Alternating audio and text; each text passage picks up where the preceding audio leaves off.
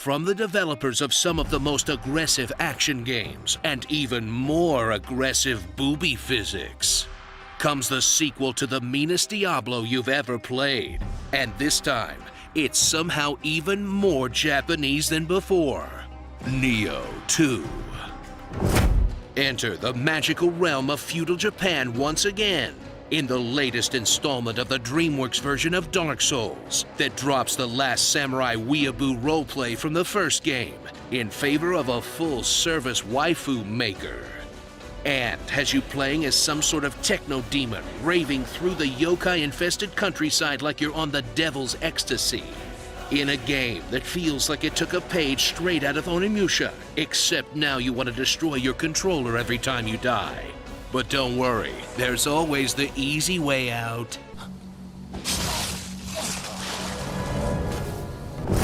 Creep your way through Nioh 2's compact levels, slaughtering the mostly helpless mooks in your way as you search for the next shortcut, and watching loot and limbs pinata out of them like little fireworks.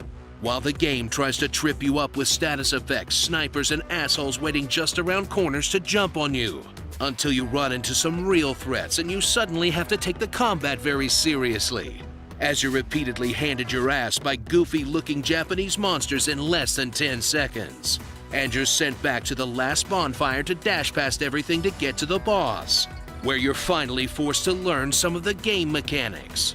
Or just summon a guy and stand in the back tossing bombs like a true ninja, in a gameplay loop that really is just Dark Souls with feature creep. Actually, I'm pretty sure feature creep was a boss in the second region.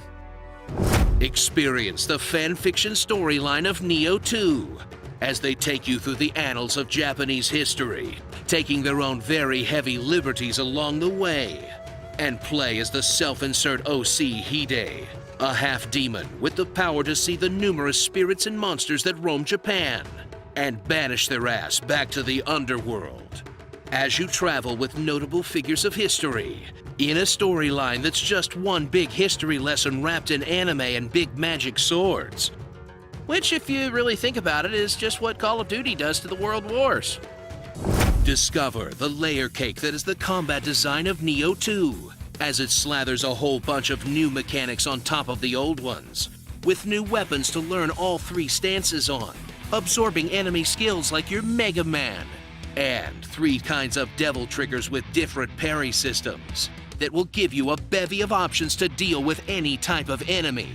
If you can devote the many hours of your life it'll take to keep all of it straight while you're getting two-shotted by a demon monkey. As the game balances all the new fun features by making everything hit harder than your parents' disappointment. And if you haven't played a metric fuck-ton of Nioh 1, you're gonna have to climb that learning curve that's about as steep as Mount Fuji. Look, I know I deserve it, but getting my ass kicked by what is essentially a snake with boobs wearing a wig is just sadistic. Starring, featuring Dante from Devil May Cry, Ape Escape, Scyther, Shiva, Jason Momoa, Majima Everywhere, Lister Fiend, Dosen DeVito, Alt Skin Raiden, LL Fool J, and petting this ghost cat, Yokai Watch. Did you know that if you do the same gesture as the Mujina, it'll give you all the stuff for free? Did you also know that he wears his testicles over his head like a hat? That's 2 useful facts. You're welcome.